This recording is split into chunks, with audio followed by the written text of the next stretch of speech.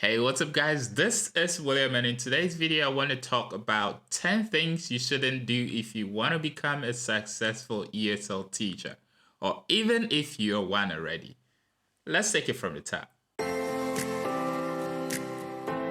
So the first thing I want to say, and this is very important, is that you shouldn't stop learning.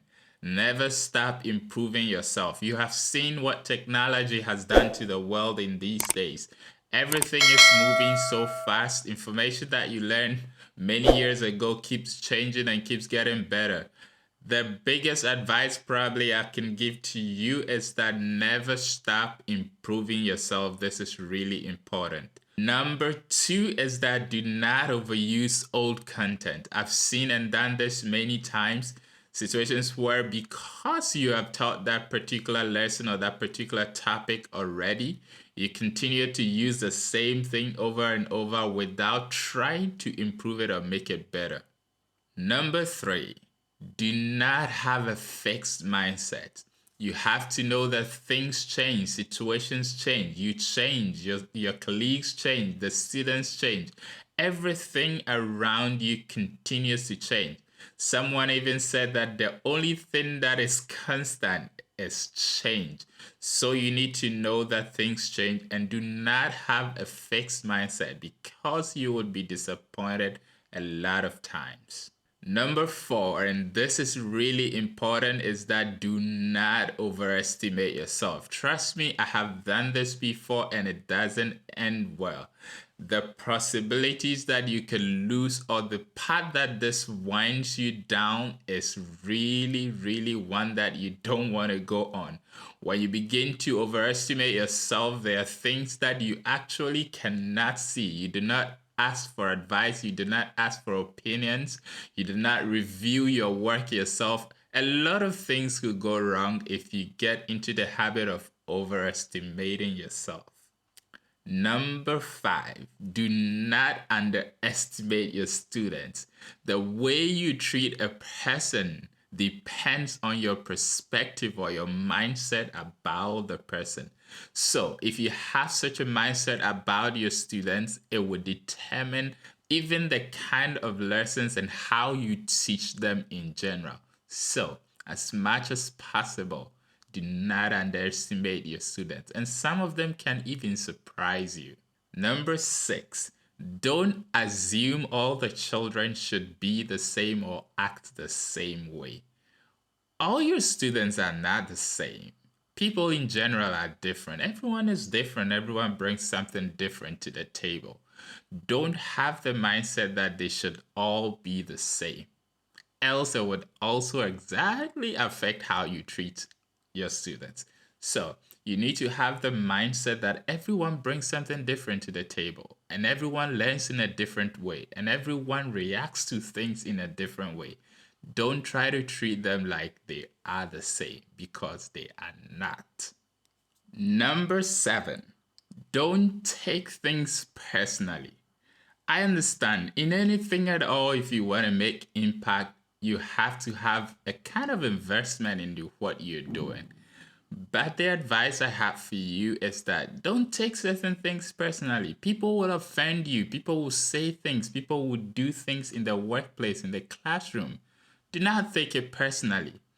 If you have to leave everything behind after work, do leave it behind after work. Don't carry the burden home and burden other people with it. Someone also said that unforgiveness is like drinking poison and hoping that someone else will die for it. Basically, if you carry certain burdens, the people who offended you or who did things against you, they go home happy and then you continue to carry the burden. Just leave it all behind. Don't take things too personally. Number eight, don't be political about work. Don't get into all the who's good, who's bad, who's right, who's wrong. Just don't get into all of that. Trust me, it's time consuming, it's time wasting. It wastes a lot of your emotional resources. Basically, do not get into all of that. Definitely at work, you have people who would really be into all of that. But trust me, it is time wasting and it's not worth it. Don't get into all of that. Don't be political. Number 9, don't try to please everyone. One of the surest way that you can lose creativity is when you try to please everyone.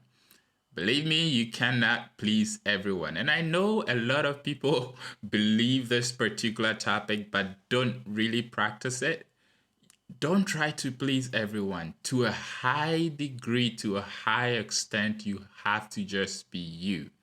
I'm not saying you should act completely without taking into consideration other people's feelings and other things that are important.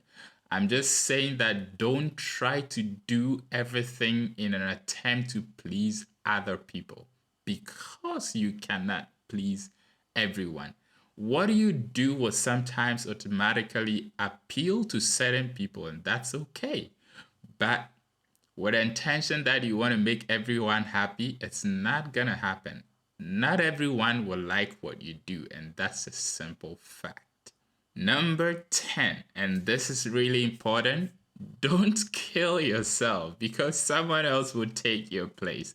Hey, you gotta be hardworking. You gotta put your everything into what you do. You have to be invested in what you do. But trust me, do not kill yourself doing what you do because a week later, a month later, a year later, the memory of you will be gone and someone else will take your place. So, don't kill yourself.